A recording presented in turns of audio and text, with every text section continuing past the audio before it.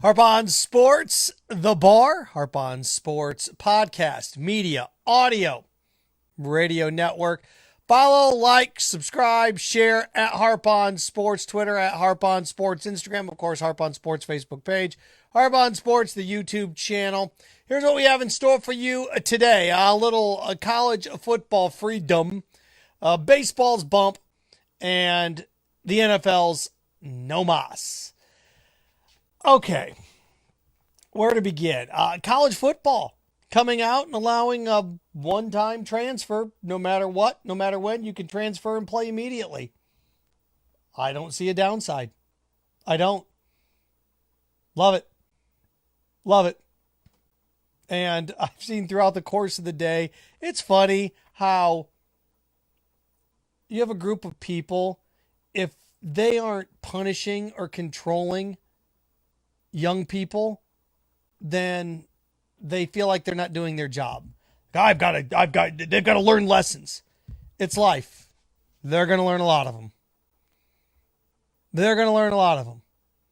Whether it's 53% of marriages ending in divorce, whether it's getting themselves into debt, whether it's not taking care of their health, plenty of life lessons for everyone out there.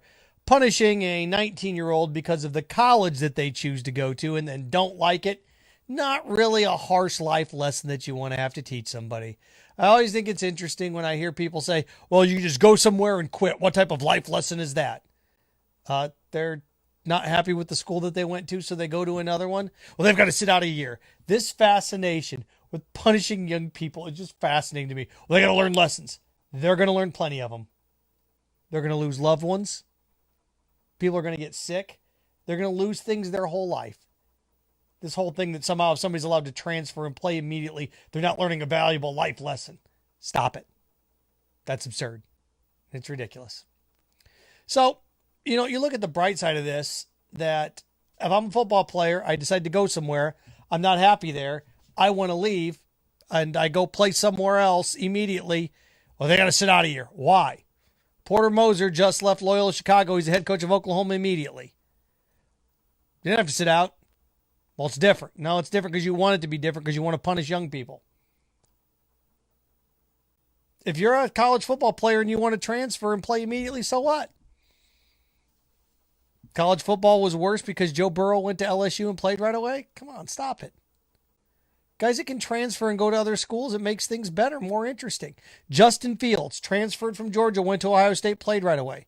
That a bad thing? Guess it's a bad thing for Georgia. So what? I don't get it. This is better for everyone. So if somebody goes to Alabama, doesn't like it, player A wants to transfer and play immediately at Michigan, how's that a bad thing? Football player goes to Michigan, wants to transfer and play immediately, go somewhere else, how's that a bad thing? Everybody always tells me it's about the name on the front of the jersey, not on the name of the back. Who cares if somebody goes somewhere and goes somewhere else and goes somewhere else? You don't care about the players that win, you just care that the team wins, right? So what difference does it make what player does it? A rising tide raises all ships, right? And Florida just had a player transfer. He's going to Samford. It makes smaller conferences better as well. Non-Power 5 conferences better as well. If I can't play at Florida State, Florida, Miami, and I can go transfer and play immediately at Memphis or UAB or UCF or, why not? Or MAC school, Western Michigan, Eastern Michigan, why not? How's that a bad thing?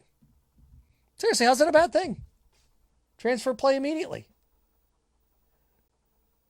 What if a bunch of guys get together and all decide to play on the same team? You mean like the NBA? Well, yeah, the NBA's bad too. You mean like the Buccaneers with Rob Gronkowski? I think it's funny that nobody had a problem with Gronk and Brady and everybody, Antonio Brown, all these guys going to Tampa to play with Tom Brady and win a Super Bowl, but a bunch of guys want to get together in the NBA and play on the same team. A bunch of guys want to get together in college and play on the same team, and it's awful? Stop it. Come on. It's absurd.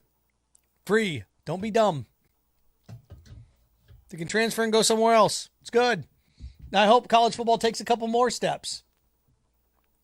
I hope college football takes a couple more steps here. What are those steps? Well, what's going to happen with this is guys aren't going to be happy and they're going to transfer and play somewhere else, which is a good thing. The next step in this is lowering the scholarships from 85 to 75 per school.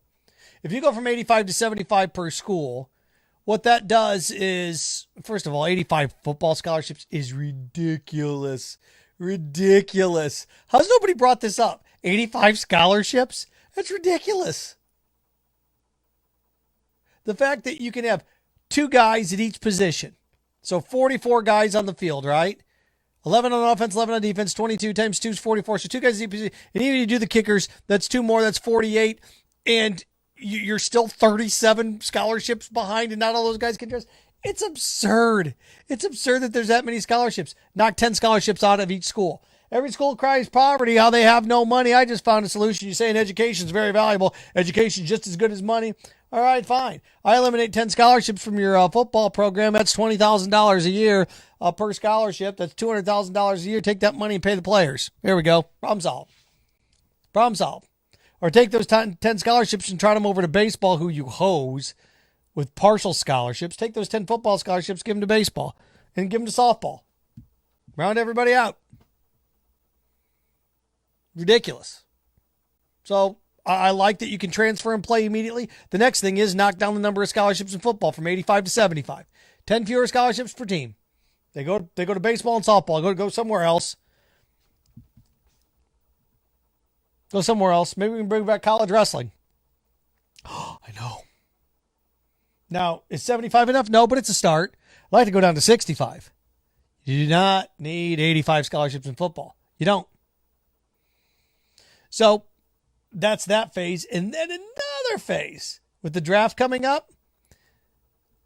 This is a big step for college football. Here's the next step. If you enter the draft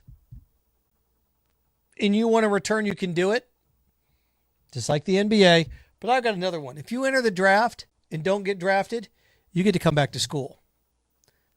But there's a catch. There's a catch. Let's say I am Seth Harp, defensive back, Texas A&M. And I decide that I am going to enter the NFL draft. And I don't get drafted. Uh-oh. Well, it serves you right. I'm not in the business of punishing 21-year-olds. I'm not. The failure not to get drafted is embarrassing enough as it is. Don't need to embarrass them anymore. What would I do after that? I would add another layer. You can come back to school, but here's the thing. You have to come back to a non-Power 5. You have to drop down a level. So, if I am at Texas A&M, I enter the draft, I'm not drafted as a defensive back, okay, I can come back to school then. However, I've got to go to Conference USA. I have to go to the Sun Belt. I have to go to the MAC. If I'm a Big Ten football player at Ohio State, I enter the draft, I don't get drafted, guess what? I can come back, but I got to come back to Akron. I have to come back to Kent State. Yeah. Think about what that does. That takes, 20 or 30 guys that thought they were good enough. They got a draft grade, weren't good enough, don't get drafted for whatever reason. Those players can immediately come back, join a non-Power 5. Think about how, okay, you started at defensive back for Texas A&M. You enter the draft, you don't get drafted. Okay, now you can come back to college. You can go play right away for Memphis. You can go play right away for Cincinnati. You can go play right away for, that's awesome. Think about what that would do to the smaller, you talk about rising up a smaller level. With the draft coming up, there's going to be 40, 50, 60, 80 guys that don't get drafted. If you're a major conference football player and you enter the draft and don't get drafted, you can come back. But you got to come back at a non-Power 5. Well, what if you're from a MAC school or a Sun Belt and you enter and you don't get drafted? Then it's down to the next level. The FCS. Next level. You can go play at Furman. You can go play at Florida A&M, an HBCU. That'd be great. So, again, just the next level in this. Just in the next level of this. A couple things with baseball. Is the Atlantic League that's exploring, the minor leagues exploring moving the mound back So instead of 60 feet 6 inches, 61 feet 6 inches. And they've done studies on this. It doesn't affect players' arms. They're not trying to overcompensate. What does it do? It slows pitches down a couple miles an hour. Moves you back a foot. And they're experimenting with all sorts of things like, okay, once the starting pitcher comes out, the DH disappears, which I'm not a fan of. I know old school guys love pinch hitters. It's ultimate strategy. Yes, that's what I want to see. I don't want to see David Ortiz or Edgar Martinez or, studs hitting at the plate. I want to sit in here and watch the fifth best utility infielder come out there and swing 3 times against the guy that's, been resting all night and throws 97 miles an hour. It's going to be a lot of fun. Oh, it's awesome. Yeah, for the one time out of 20, it works. Sports are about the best against the best. So I'm not too sure about that. Moving the mound back a foot. Okay. We'll see how it works. Because baseball's caught. Tons of strikeouts slow down the game. Why? Because you're swinging and missing, swinging and missing, swinging and missing. Baseball also wants more runs, but that adds time to the game as well. People say there's too many baseball games today. Well, there's as many baseball games now as there were 50 years ago, 60 years ago. Because it's been 60 years, right? Maris 61, 162 game season, right? So, we've had 162 games for 60 years now. So what do? Well, a couple ideas. You want to speed up the game and encourage people to put the ball in play. I don't mind moving the mound back a foot. And they're doing this at the minor league level. At least baseball is doing this now. NFL does stuff like this all the time. Overtime rule. Oh, we don't like it. We're going to change it. Pass interference rule. Oh, we don't like it. Okay, we're going to change it. Okay, you can target, but you're ejected. Okay, no, you're not. The penalty's still 6, but the penalty doesn't stay. Football changes stuff all the time. Baseball's like, if we change this, we can't go back. Of course you can. We change things all the time. Speed limits go up, they go down. We change stuff all the time. This is a tax bracket. Now this is a tax bracket. We do this all the time in all sorts of walks of life. So what I would like to see, baseball moving the mound back, this is something else I'd like to see. If there's a called third strike, the next hitter starts 0-1 in the count. If you take a called third strike, the next hitter up's 0-1. I'll speed it up. It's going to lead to more strikeouts, Seth. Maybe. Let's see. Or maybe it gets the guy at the plate swinging the bat, put more balls in play. Strikeouts are up like 30% from 15 years ago. Well, the guys aren't learning the art. No, they're not. The guys are throwing 98 miles an hour now, and they're getting gas because they're guessing too much. So, again, baseball, I do want to move the mound back a foot. That's from 60 foot 6 inches to 61 feet 6 inches.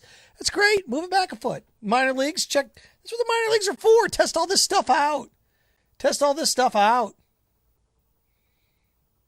We adjust in other sports, right? The crease in hockey's changed. We move things around. It's fine.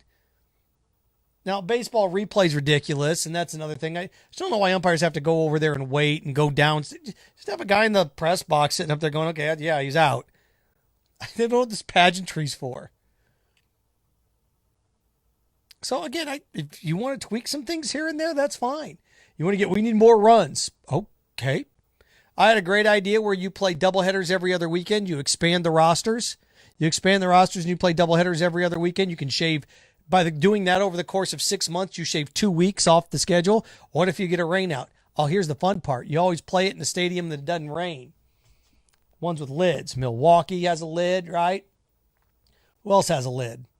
Miami has a lid. Make sure those doubleheaders are always occurring in indoor stadiums where you know you're going to get it in. So, again, look, baseball's trying to figure some things out here. Okay, that's fine. See if it works. If it does, then you move up. Automated strike zones. I don't know if we need to do that stuff.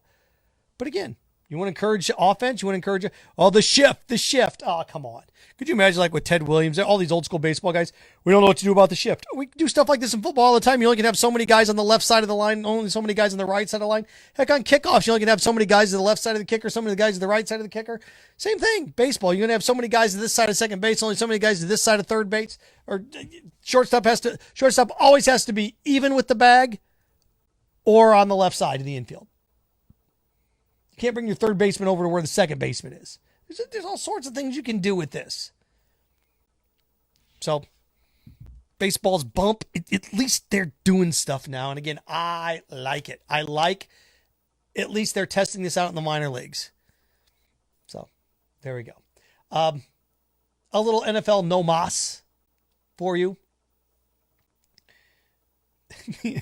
NFL players are looking around for these voluntary workouts and saying, we're absolutely not. Why? No. They're not voluntary workouts. No. We're collectively bargained. They're voluntary. We're not doing it. Pass. Well, how can they what? They're not mandatory. Collectively bargained. Well, this is going to make us fall weeks and weeks behind. Oh, for crying out loud.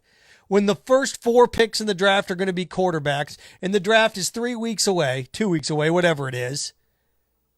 Here's 4 franchises that are moving multiple first-round picks to come up and get their quarterback. You tell me what voluntary practice right now is going to do for those 4 teams at the top of the draft that don't even know who their quarterback is yet. Well, I guess the Jaguars know who theirs is, and I guess at that point you can sit there and probably make a case the Jets know who theirs is as well. But you can't practice with anybody. Voluntary workouts. Well, and I understand voluntary hitting, you should want to go. Yeah, I guess. But players are saying, I'm not traveling across the country and everybody has COVID. Why am I going to go down there and get COVID? Voluntary workouts. No. Mandatory workouts? Yeah, I'll be there. But, come on. Do we think the Patriots won the Super Bowl last year because of voluntary workouts? Was Tom Brady at voluntary workouts? Can't remember. Was Gronk? I don't think he'd signed yet, had he? So, gang, again, I'm a realist when it comes to these things.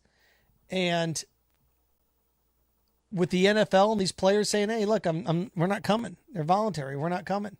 Great. Don't go. Voluntary workouts don't make or break guys. They don't. The ones that matter when the rookies come back and you have rookie camp and the rookies after the draft, the rookies come in the next week and then you have OTAs and then you can go through all of these things. Okay, fine. We're getting there. And I know voluntary workouts used to be this thing where we're going to bring guys in, everybody going to get to know each other. And everybody knows the sacrifice that needs to be made. Well, you've got players now that are retiring earlier. They're not playing nearly as long, because they know the risk and the injury, and they're sitting there going, wait a second, what? You tell me if I'm a veteran in this league for 5 or 10 years, why am I going to go bang a bunch of helmets with a bunch of guys in April? Well, it's for the betterment of the team. We don't have any rookies there yet. You got to teach the young guys. What do you mean young guys? Young guys aren't there yet. Pass. If the owners wanted them there, and they should have made voluntary workouts mandatory workouts. Right? I don't, this is one of these things that of course players aren't going to show up, especially right now with the coronavirus. Why would I? I wouldn't show up. Voluntary in April? What did Tom Brady need to go to voluntary workouts for? We need to set a good example. Okay. Sure. Good for them. And again, back on the NFL back end here, draft coming up, tied in with the college thing. I would love to see college football and the NFL get together and create a rule in which if you enter the draft and you don't get drafted, you can come back to college, but you have to go down a level. If you're an Alabama offensive guard, you enter the draft, you don't get drafted, you leave early. You enter the draft, you don't get drafted, like that's going to happen. You can come back to college, but you can't play at Alabama. Now you have to go down a level. So you can go to Conference USA, the MAC, the Sun Belt, down a level. If you play in the MAC, you enter the draft, you don't get drafted, you can come back. As long as you have eligibility, down the next level. It's great. You make the sport so much better. All right, Harp On Sports, The Bar, Harp On Sports, audio, podcast, radio network. Follow, share, like, subscribe at Harp On Sports Twitter, at Harp On Sports Instagram, harponsports.com, Harp On Sports, the Facebook page in The Bar. Follow, share, like, subscribe, all that action. As always, we appreciate the time, and we look forward to chatting with you soon. Stay strong, stay clean, stay focused. Frankenstein, have fun with your friends.